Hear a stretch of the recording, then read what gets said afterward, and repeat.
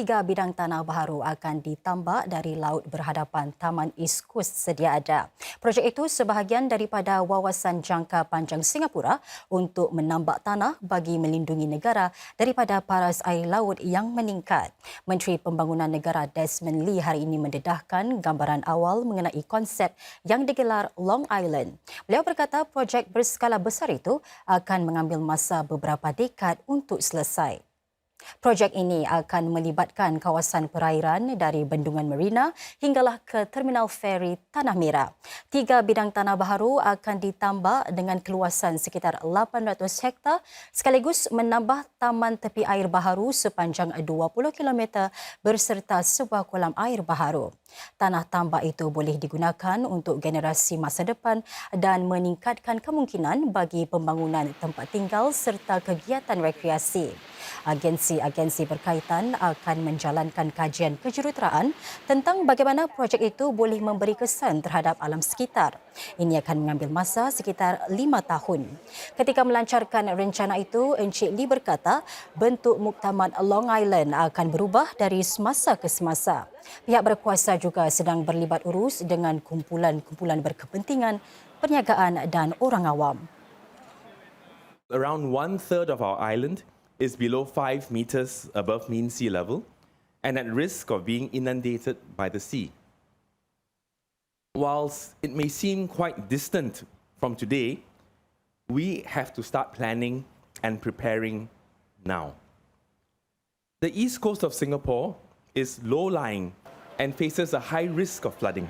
We need to put in measures to protect our homes and livelihoods in this area and have been studying various coastal protection measures and options. Singapura kini mengalihkan perhatian kepada syarikat-syarikat pengeluar makanan untuk menjadikan industri itu lebih mampan. Menurut Enterprise Singapore, ini boleh dicapai menerusi 2 kaedah. Pertama, kursus perniagaan berbayar yang sediakan panduan asas. Kedua pula, panduan percuma kepada syarikat menerusi senarai SEMA atau checklist. Pelbagai inisiatif terbaru ini dilancarkan di Politeknik Republik siang tadi. Satu pameran turut diadakan bagi menonjolkan amalan-amalan mampan yang boleh diterap syarikat-syarikat pengeluar makanan. Semasa berucap, Menteri Kemampanan dan Sekitaran Grace Fu berkata penting untuk menjadikan industri penghasilan makanan lebih mampan. Ini kerana sektor itu menyumbang 1/3 daripada pelepasan gas rumah hijau. Food waste therefore exacerbates in climate change crisis, which in turn threatens our food security. It is a vicious cycle. Reducing food waste will boost our food security, if you put it the other way, and foster greater productivity and promote resource and energy conservation and mitigate climate change. In Singapore, food and packaging wastes are the main waste streams to which food manufacturers contribute. Panduan baharu ini menyediakan senarai rakan kongsi yang syarikat-syarikat boleh bekerjasama dengan selain sokongan yang boleh mereka manfaatkan. Selain itu, ia turut menggariskan 3 aspek utama yang perlu dihuraikan syarikat-syarikat tersebut. Ini termasuk melabur pada peralatan yang cekap tenaga, menjual barangan agar tidak dibuang seperti lazimnya serta menggunakan pembungkusan yang mampan. Sekitar 1.1 tan sayur-sayuran dan buah-buahan yang diimport secara haram dari Malaysia dirampas sepanjang 2 hari. Ini merupakan hasil operasi bersama yang terbaru antara Agensi Makanan Singapura SFA dengan para pegawai kawalan sempadan. Menerusi teknologi, mereka berjaya mengesan pelbagai hasil tanaman yang tidak diisytiharkan. Pukul 4 pagi, namun suasana di pusat pemeriksaan tuas begitu sibuk. Setiap hari, ratusan lori muatan yang mengangkut produk pertanian seperti ternakan menyeberang masuk ke Singapura. Menurut pegawai kawalan sempadan, kenderaan muatan perlu dapatkan kelulusan dokumen terlebih dahulu seperti permit dan surat imigresen bagi hasil tanaman yang dibawa masuk.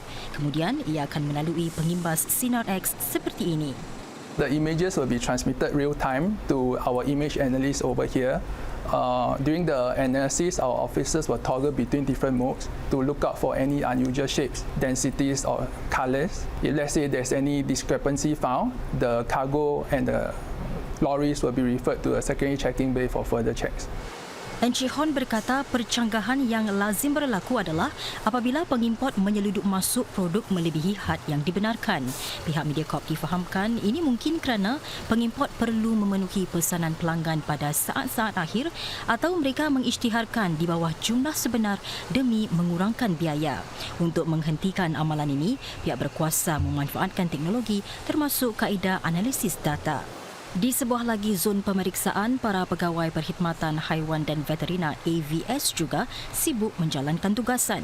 Mereka memeriksa sekitar 40 lori muatan ayam dan kira-kira 10 lori itik setiap hari. We conduct a visual inspection on the health of the chickens and ducks to make sure that there are no signs of diseases such as high mortality, any nasal discharge or any weird coloration of their combs and wattles. And one of the disease that we are concerned of is highly pathogenic avian influenza, because this is a disease that can spread easily between birds and it can also be transmitted to humans. Jika unggas kelihatan sakit, para pegawai akan melanjutkan siasatan dengan melakukan pemeriksaan kesihatan seperti ujian swab. Semua langkah itu dilakukan demi memastikan makanan yang dibawa masuk selamat untuk dimakan. SFA mengingatkan pengguna agar membeli makanan hanya daripada pihak-pihak yang berlesen. Bilangan doktor bagi setiap 1,000 orang di Singapura meningkat dalam tempoh 5 tahun lalu. Namun begitu, sebuah panel terdiri daripada 8 anggota parlimen menggesa Kementerian Kesihatan MOH untuk terus mengembangkan jumlah doktor setempat. Ini sedang Singapura dinamalkan menjadi satu masyarakat berusia lanjut dalam tempoh 3 tahun. Menurut satu laporan yang dikeluarkan Jawatan Kuasa Anggaran, terdapat 2.8 doktor bagi setiap 1,000 penduduk tahun lalu, iaitu lebih tinggi berbanding 2.4 pada 2018. Nisbah yang disaran Pertubuhan Kesihatan Sedunia WHO pula ialah seorang doktor bagi setiap 1,000 orang. Jawatan kuasa itu menyatakan MOH perlu terus memikat lebih ramai lulusan perubatan luar negara yang merupakan rakyat Singapura atau penduduk tetap PR untuk kembali berkhidmat di sini. Tambahnya, sekolah-sekolah perubatan Duke NUS dan NTU boleh mengikut langkah NUS untuk meningkatkan pengambilan pelajar bidang tersebut tanpa menjejaz mutu para lulusannya.